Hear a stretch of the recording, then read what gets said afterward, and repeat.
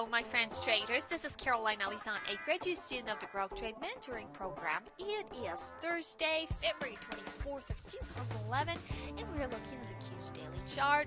Hope you're all ready to do some technical analysis here with me, so let's get started. Wow, we are still in a downtrend according to, first of all, the 8 moving average, which we've been talking about here for quite a while, and we are still below it, continuing lower. We are still in a bearish territory according to the 8 moving average, which is acting as a significant area of resistance right now at this point in time, and it's at the 58 mark. So watch it really closely.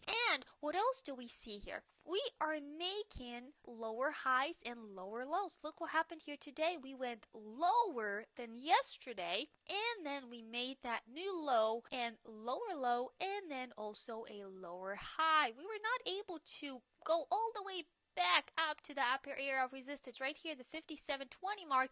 We're not even able to get there and make a higher high. We still made a lower high, which means that we're still going down. But check this out. See that lower area of support right here in black? And that next major area of support right here in red, where you see this moving average right there, I hope you can see it. Yes, it's a significant area of support. It's a hard wall to break through right now at this point in time. So watch it really closely.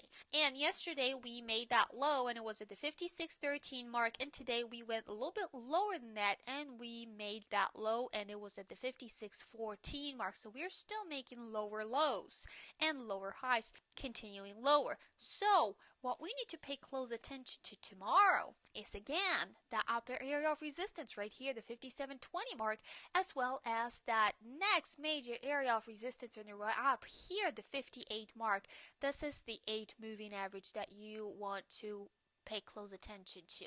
And what else do we need to pay close attention to? We need to pay close attention to the low of today, which is at the 56.14 mark, as well as the low of yesterday, which is at the 56.13 mark. So pay close attention to that.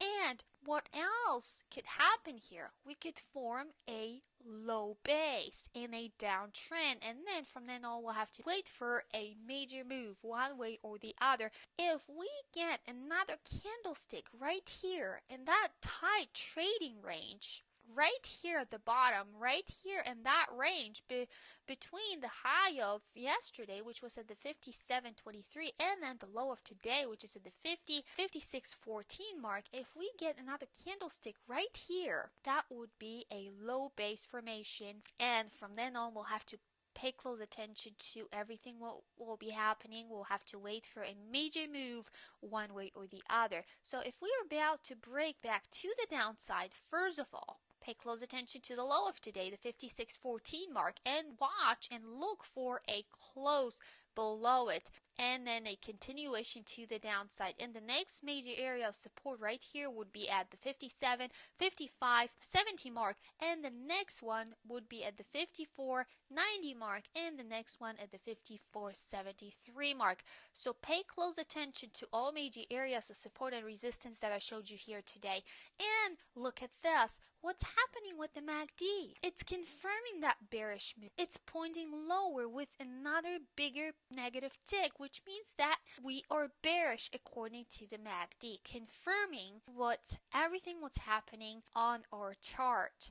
And check this out. See that increase in volume? We're getting bigger and bigger volume bars, which means that people are selling off. People are getting out of their positions. So pay close attention to that as well. First of all, watch all major areas of support and resistance that I showed you here today.